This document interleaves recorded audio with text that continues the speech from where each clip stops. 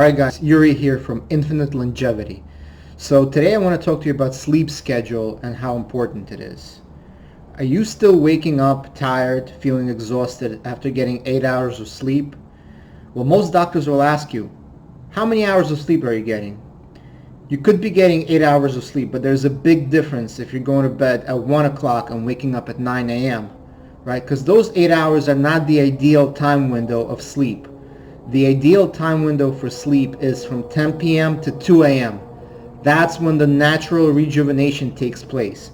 That's when the body has repairs your physical and psychological issues. Okay, so if you're feeling tired, we know a lot of us are night owls. I am myself, but the circadian rhythm was designed, okay, by nature. Okay, cavemen would go to bed a couple of hours after dusk. The reason for that is our melatonin production kicks in after dusk, a couple of hours after dusk. That's our natural circadian rhythm. Okay? That's when we are naturally designed to sleep. So 10 p.m. to 2 a.m. is the critical window for sleep, for our body to repair and rejuvenate ourselves.